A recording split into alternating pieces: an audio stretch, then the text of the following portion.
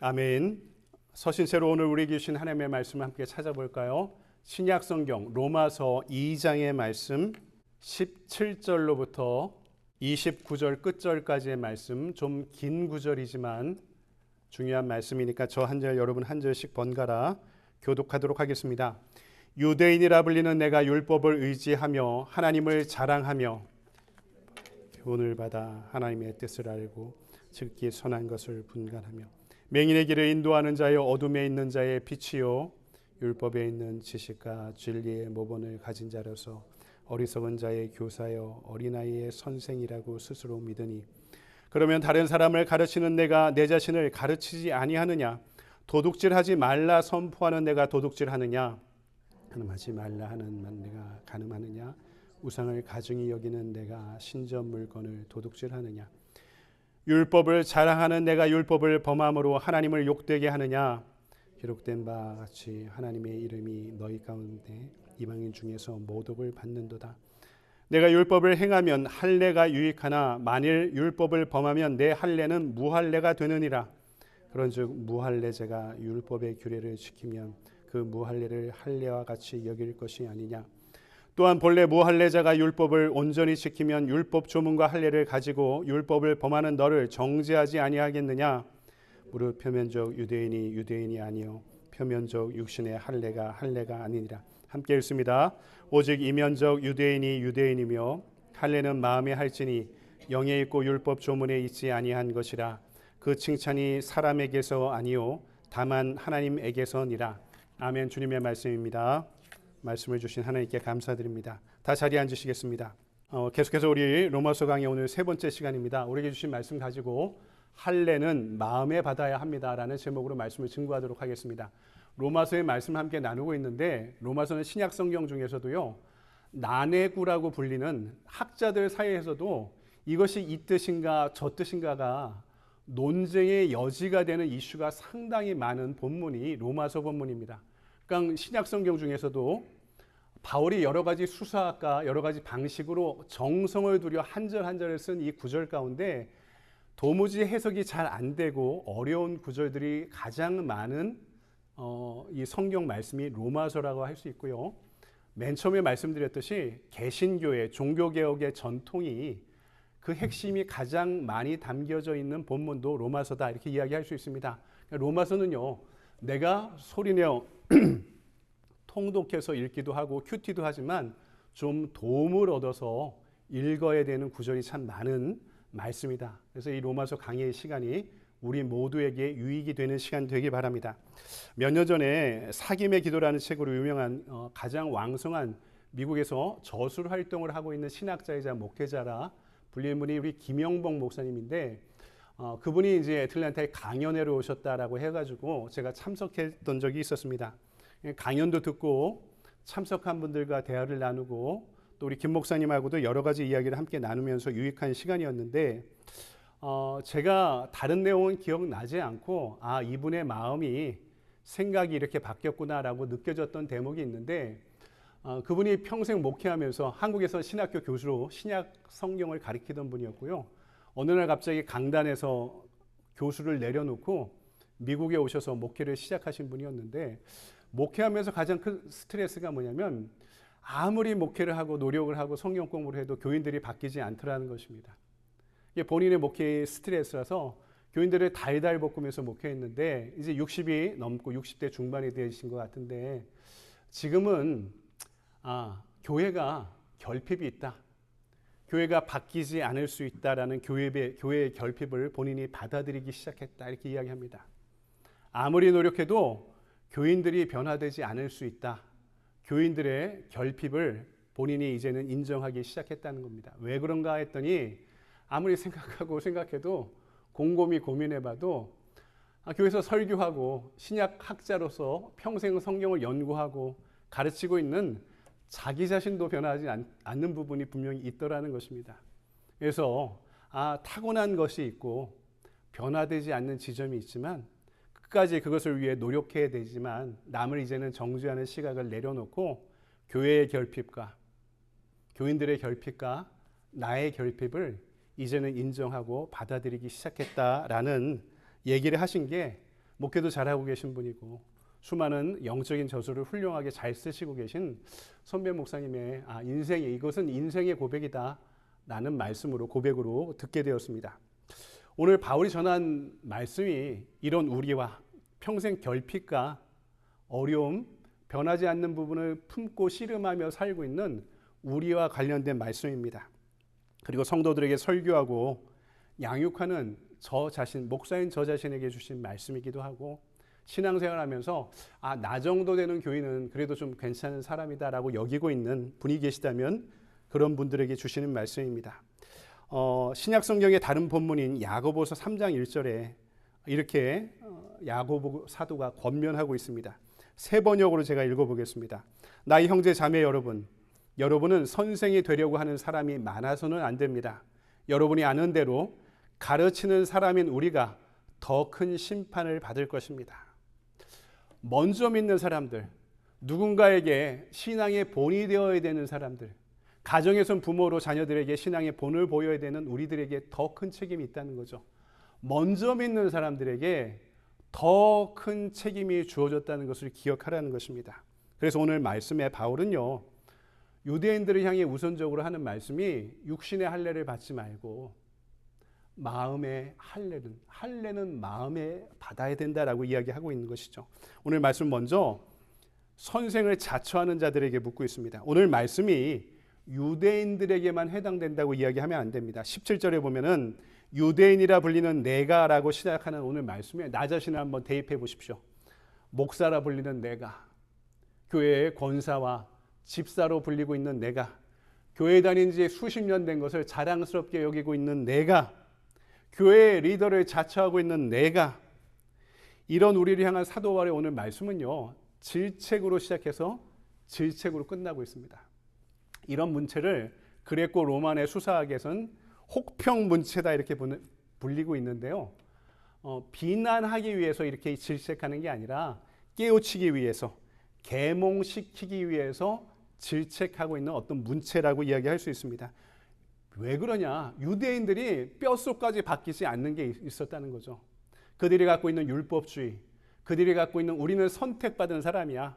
다른 인종보다, 다른 나라 사람보다 인종적으로, 계급적으로, 신앙적으로 우월해. 나는 우월의식을 갖고 있는 그들에게 그들이 갖고 있는 변하지 않는 그 무엇을 향해 지금 질책하며 이야기하고 있는 거죠.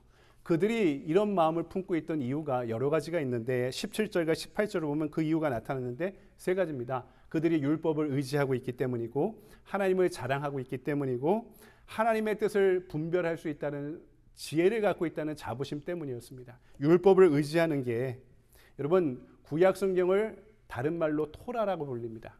토라라는 말이 처음에는요 모세 오경만을 일컫는 말이었다가 나중에는 율법 전체, 말씀 전체를 일컫는 그런 의미의 단어로 사용되기 시작했는데 처음에 율법은 몇 가지였습니까? 10가지였죠.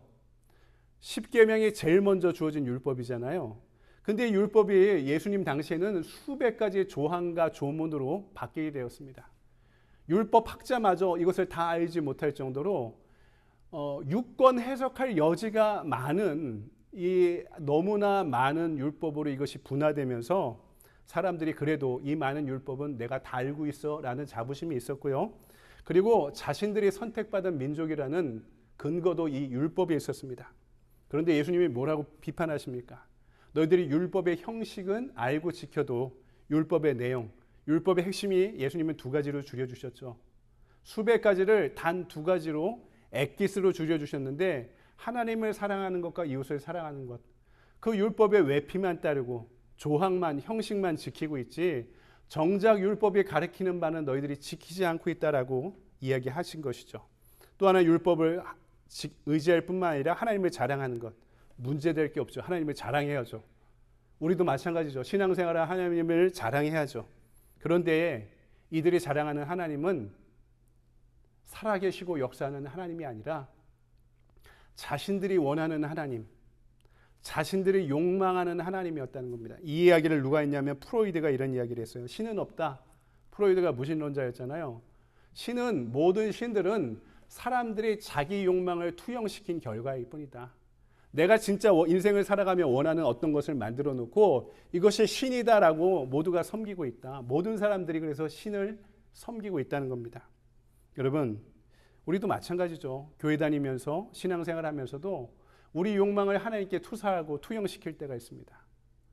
신앙생활하고 교회 다닌 것을 세속적인 성공과 또 욕망의 행복의 초대장이라고 우리가 믿을 때도 있지 않습니까? 이런 우리를 향해 바울은 로마서 8장 17절에 이렇게 이야기합니다. 자녀이면 또한 상속자니 우리가 그와 함께 영광을 받기 위하여 고난도 함께 받아야 할 것이니라.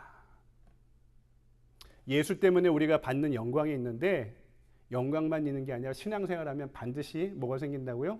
부딪히는 게 생기고, 신앙생활하면 반드시 손해보는 것이 생기고, 신앙생활하면 반드시 감수해야 되는 고난도 다가오게 될 것이다. 그래서 예수 믿으며 교회 다니며 그것 때문에 생기면 베네핏만이 내 신앙의 목적이 되면 반드시 좌절하고 포기하게 될 것이다. 그게 아니라 하나님을 기뻐하고 즐거워하는 자체가 우리 신앙의 목적이 될 때, 교회 다니는 목적이 될 때 우리에게 때때로 찾아오는 고난도 하나님을 즐거워하는 우리는 충분히 감내할 수 있는 믿음도 더해 주실 것이다 말씀하는 것이죠.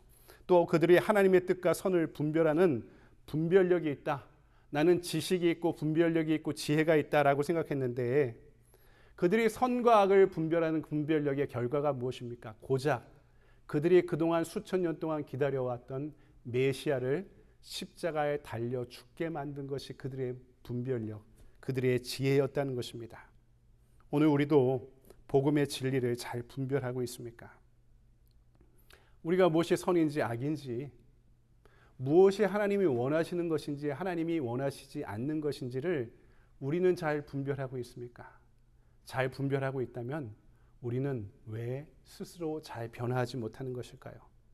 우리는 왜 남에 대해서는, 다른 사람에 대해서는 이렇게 수준 높은 기대치를, 그 기대치의 잣대를 들이대면서 나에 대해서는 동일한 수준의 잣대를 들이대지 않고, 남에 대해서는 그렇게 가혹하면서 나에 대해서는 왜 이렇게 관대하게 판단합니까? 타종교인들이 우상 숭배한다 손가락질을 하면서도 왜 내 안에 있는 우상 숭배에 대해서는 우리는 그토록 솔직하고 관대합니까? 스스로 드러내고 스스로 옳다하고 스스로 자랑하고 스스로 선생을 자처하는 유대인들에게 바울은 이렇게 질책합니다. 당신들이 소경의 인도자와 선생이라 자처하나 실상은 소경입니다. 이 말씀이 나에게는 이렇게 들립니다. 너는 예수를 따르는 제자를 자처하지만 실상은 자신의 이익과 욕구에 충실한, 그러면서 예수님을 우르르 따라가리는 무리에 지나지 않는다. 그래서 오늘 말씀은 두 번째로 선생을 자처하지 말고 가르치려 하지 말고 따라라 이야기합니다. 바울은 계속해서 선생과 인도자를 자처하는 유대인들의 이중성을 폭로하죠. 말씀을 해석할 줄 알았지만 말씀을 따르지는 않는다는 것입니다. 당신들은 도둑질하지 말라면서 도둑질합니다. 당신들은 간음하지 말라면서 간음합니다. 당신들은 우상을 가증히 여기면서도 성전의 물건을 사유합니다. 당신들은 율법을 자랑하면서도 결국 율법을 범합니다. 그 결과가 무엇이냐? 24절 기록된 바와 같이 하나님의 이름이 너희 때문에 이방인 중에 모독을 받는도다. 우리에게도 마찬가지죠. 교회 다니는 너희들 때문에 예수의 이름이 세상에서 폄하되고 있자. 이렇게 말씀하시는 것과 같다는 것입니다. 바울 사도가 이렇게 질책하며 말씀하신 이유는 뭔가요? 로마 교회가 나중에 이제 다시 이 배경에 대해서 말씀드릴 텐데 로마 교회가 원래 누가 개척했냐면 유대인들이 개척했어요. 유대인들이 이렇게 디아스포라에서 흘러가고 전 세계로 이민을 갔는데 원래 본토에서 온 유대인들이 로마 교회를 개척했겠죠. 그러다 이제 로마인들을 성도로 전도했겠죠. 로마 교회가 막 부흥하는데 로마 안에서 심각한 문제가 생긴 게 기독교로 개종한 유대인들과 유대교를 원래 믿던 유대인들 사이에 갈등과 다툼과 물리적인 충돌이 계속해서 일어나니까 이게 국가적인 이슈가 된 겁니다. 그러니까 로마의 황제가 유대인들은 기독교인이나 유대인이나 다 로마에서 나가라라고 그들에 대한 추방령을 내려요. 그리고 다 추방된 겁니다. 그러면 이 로마 교회 누가 남았겠어요? 개척한 사람들이 아니라 나중에 전도돼서 나중에 온 사람들이 이 교회의 주도 세력이 된 거죠. 근데 추방령이 나중에 풀리게 됩니다. 그래서 근거지가 로마에 있으니까 로마로 다시 돌아온 사람들이 유대교 기독교인들이 있었을 거 아니에요.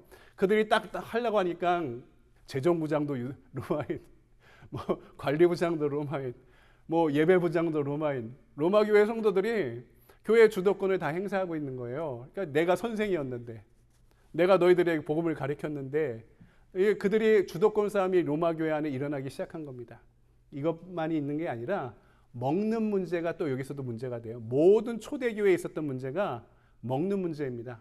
그 당시에 거의 대부분의 육류는요, 그 동네에 있는 신전에서 지금처럼 도축과 물류가 유통구조가 지금처럼 이루어진 게 아니라 거의 대부분의 육류는요, 그 동네에 있는 신전에서 제사 드렸던 가축들, 그것들이 도축되어서 제사 드려지고 제사장들에게 하고 남은 것이 일상에 유통되는 구조였어요.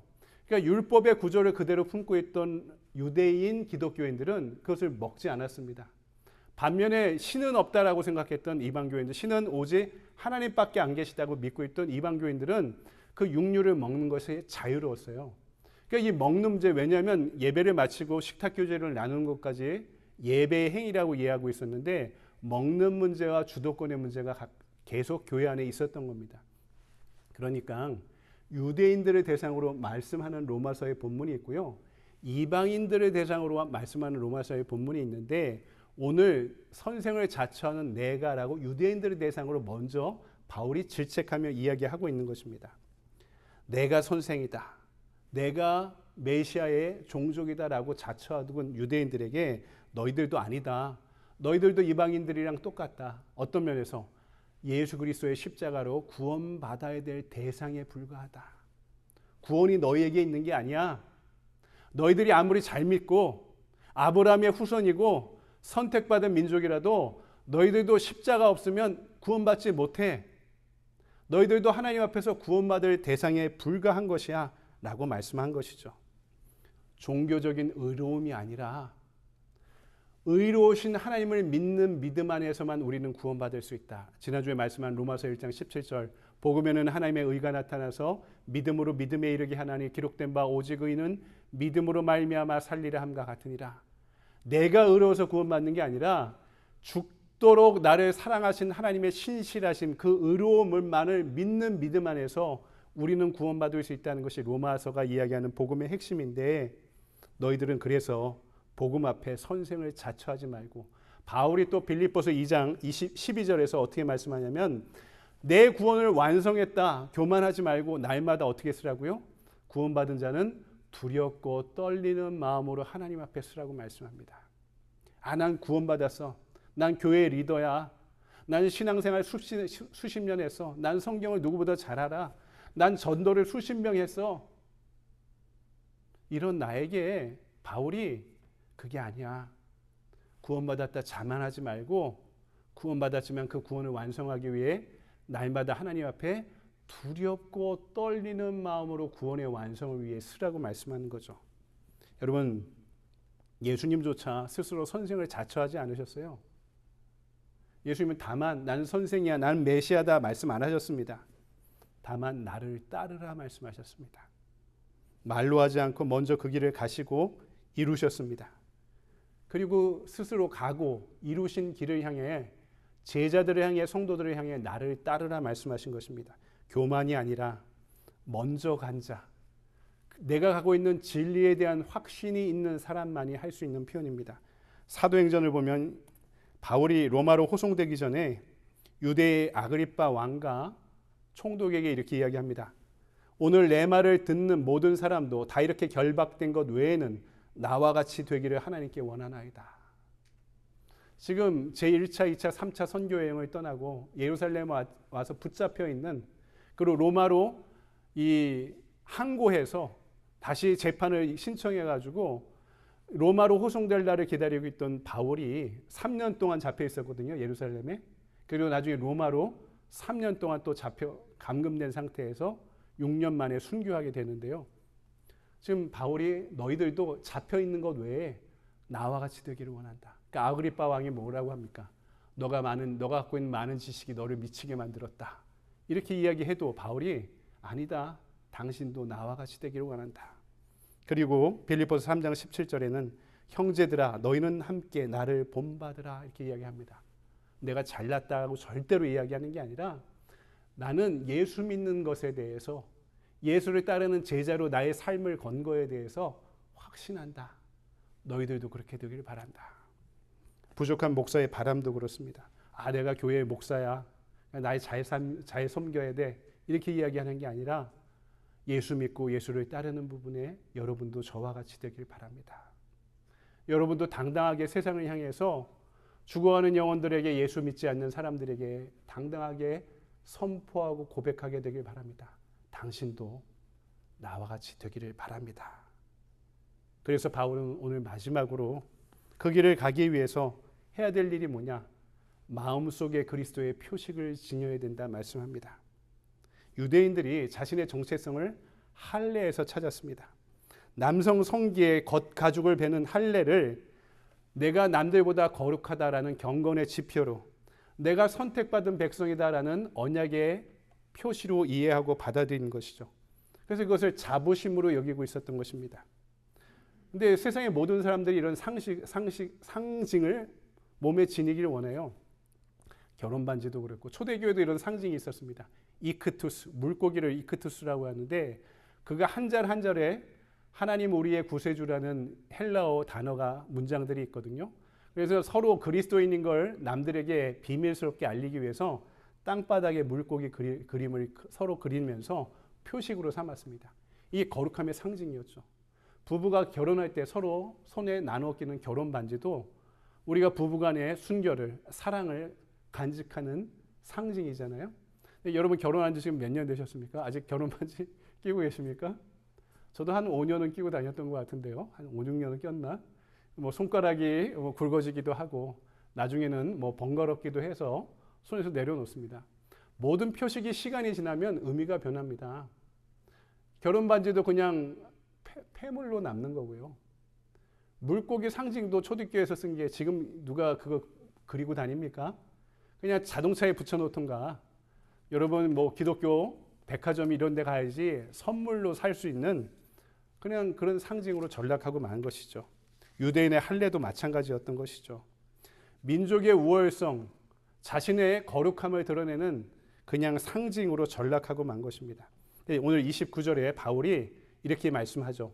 제가 29절을 세 번역으로 읽어보겠습니다. 오히려 속이 유대 사람인 사람이 유대 사람이며 율법의 조문을 따라서가 아니라 성령을 따라서 마음에 받는 할례가 참 할례입니다. 이런 사람은 사람에게서 아니라 하나님에게서 칭찬을 받습니다. 사람들에게 무엇인가 자랑하려고 하지 말고 하나님께 사랑받아라. 하나님께 칭찬 들어라 라는 것입니다. 예레미야가 똑같은 이야기를 해줘. 멸망하고 있는 민족을 향해 뭐라고 이야기합니까? 소리칩니까? 할례를 통해 겉가죽을 베지 말고 너희 마음 가죽을 베라. 종교적인 외피를 쓰고 내가 기독교인이야, 유대인이야, 율법을 따르고 있어 자랑하지 말고 성령이 주시는 마음으로 통해 자복하는 것이 우리가 해야 될 일이라는 거죠.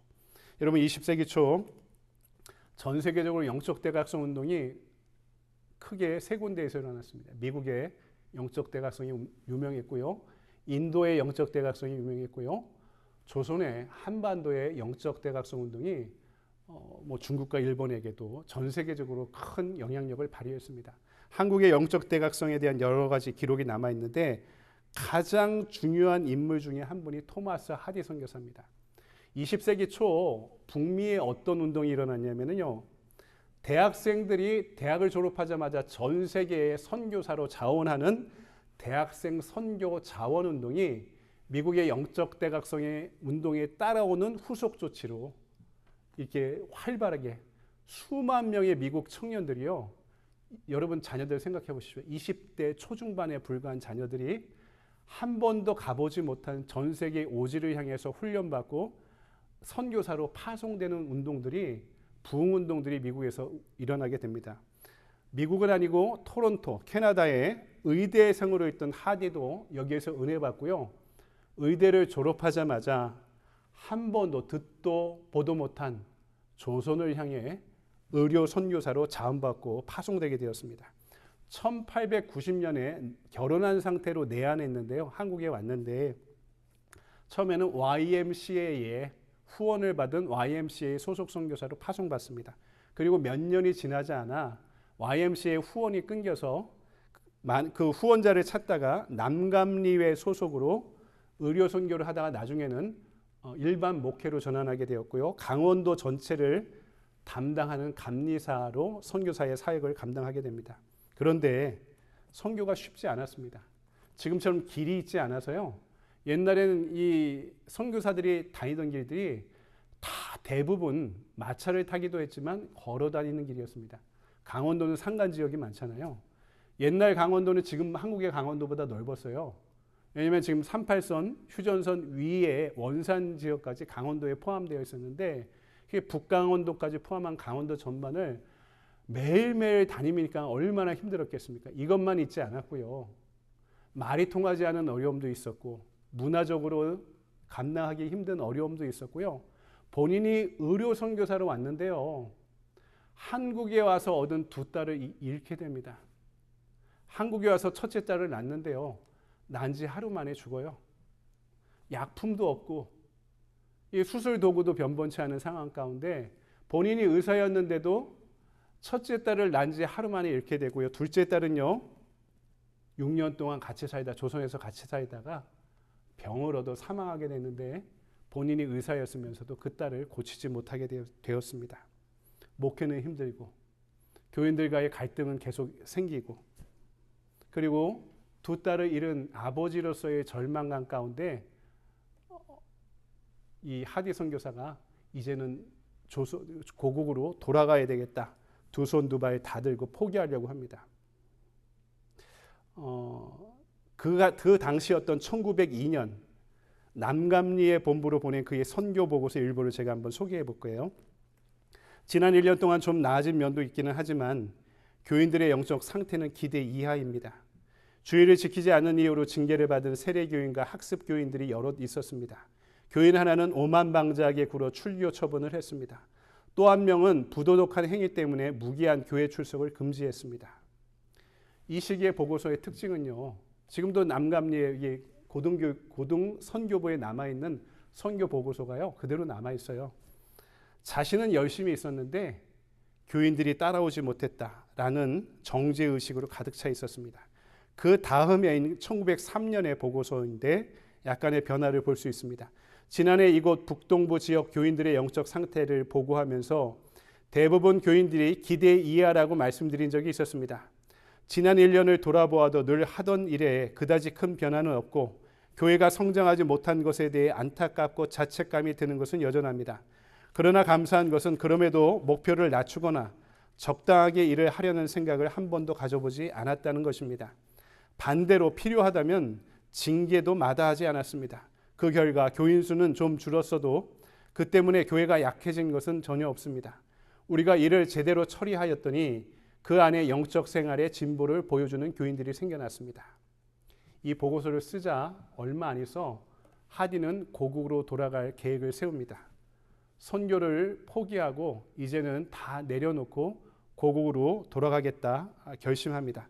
그러던 중에 1903년 8월에 원산, 본인이 담당하는 지역이 강원도였는데 강원도 원산에 여자 선교사님들이 여름에 모여서 너무 더우니까 여름에 모여서 수양회를 통해 성경을 연구하는 옛날에 신학 과정이 지금처럼 4년하고 3년하고 이런 것처럼 전문화되어 있지 않아서요. 선교사들의 재교육이 필수적이었는데 여자 선교사님들이 교육을 위한 사경회를 하디 선교사님한테 와서 강사로 성경을 가르쳐 달라는 요청이 있었습니다. 하디가 어떤 생각을 했냐면 여기까지다. 동료 선교사들 사경회까지만 내가 도와주고 나는 이제 선교사의 직을 내려놓고 고국으로 돌아가겠다 결심하게 됩니다. 그래서 그곳에서 일주일 동안 사경회를 진행하는데 요한복음 14장의 말씀을 중심으로 기도와 성령 체험에 대한 묵상과 토론을 진행하던 중에 그 자리에 있던 사람들이 강력한 성령의 임재를 경험하게 되었습니다. 성령의 불길처럼 성경 공부 중에 막 일어나게 되니까 사경회로 모였던 자리가 갑자기 저녁날 집회로 이어지게 되면서 초교파로 선교사님들이 모이고 초교파로 지역에 있는 모든 성도들이 모이는 원산 지역의 대규모 집회로 저녁에 발전하게 된 것입니다. 그때 저녁에 집회에 말씀을 전하던 중에 하디가 사람들 앞에서 동료 선교사와 성도들 앞에서 세 가지 공개 회개를 합니다. 첫 번째, 내가 한국 사람을 미개한 사람으로 그동안 바라보고 선교했다.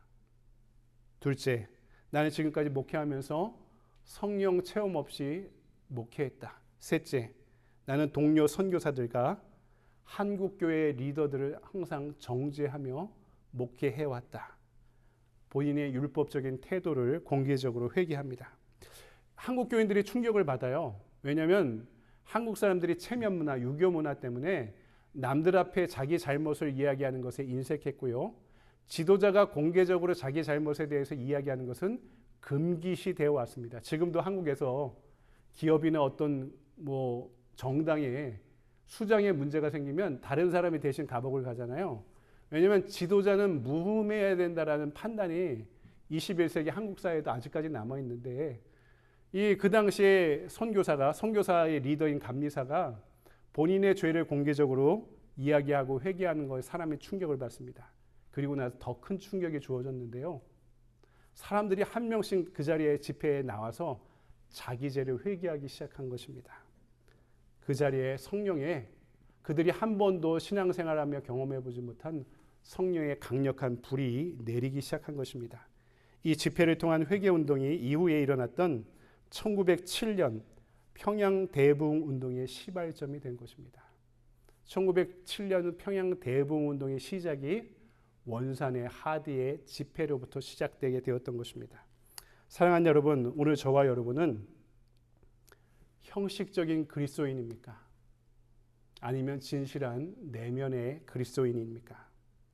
하디가 그랬죠. 내가 목사고 선교사고 백인이라는 외면적인 할례, 이 종교적인 외피를 품고 동료 선교사들과 한국 사람들을 미개하고 잘못 있는 사람으로 정죄하던 그가 성령의 인도하심 가운데 그리스도의 흔적을 품기 시작합니다.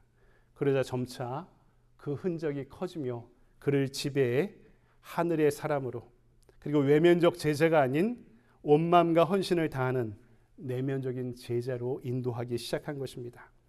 이런 영적 체험 후인 1904년 후반부에 하디 선교사의 선교 보고서 일부를 인용하며 말씀을 정리하겠습니다. 그때는 사실 확신이 없었습니다. 보고서를 쓰면서도 정말 내가 쓴 것인가 자문하기도 했습니다. 그러나 고민은 그리 오래 가지 않았습니다. 성령께서 제게 능력을 주셨습니다. 속사람을 새롭게 하셨고 은사를 주셨으며 무엇보다 믿음의 은혜를 내려주셔서 이제 나는 하나님과 사람 앞에 나 자신을 온전히 드릴 수 있게 되었습니다. 누구든지 저를 믿는 자는 부끄러움을 당치 않으리라. 그분께서는 제가 구하고 생각한 것 이상을 풍성하게 내려주셨습니다. 세세 무궁토록 예수 그리스도의 교회에 영광이 있을지어다. 아멘. 함께 기도하겠습니다. 사랑의 주님, 목사라는 이름으로 성경을 잘 알고 깨우쳤다고 자만하고 있었습니다.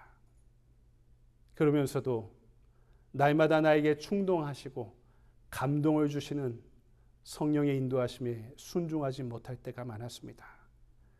내가 원하고자 이룩하고자 했던 것을 하나님의 뜻이라고 합리화시키며 살아왔을 때가 많았습니다. 주여, 저를 긍휼히 여겨 주시옵소서. 오늘 우리에게 말씀하시는 성령 하나님, 이 말씀을 통해 우리가 외면적인 할례에 만족지 않고 겉가죽이 아닌 속가죽을 배라고 말씀하십니다. 마음속에 할례를 받고 마음의 성도가 되라고 요구하고 계십니다. 하나님, 우리가 마음을 배길 원합니다. 마음을 찢기를 원합니다. 표면적 그리스도인으로 만족하며 살아왔던 우리의 마음을 돌이켜 회개하게 하시고 예수를 믿고 하나님을 즐거워하고 하나님을 영광을 위해 사는 것이 내 인생의 부르심임을, 소명임을 내가 살아가는 이유임을 다시 한번 깨닫게 인도하여 주시옵소서. 우리의 믿음 없음을 불쌍히 여기시고 우리에게 예수를 따를 수 있는 믿음을 오늘도 더하여 주시옵소서. 거룩하신 주 예수 그리스도의 이름으로 감사하며 기도합니다. 아멘. 다시 자리에서 일어나셔서 우리에게 주신 말씀 기억하면서 함께 찬양할까요? 원하고 바라고 기도합니다.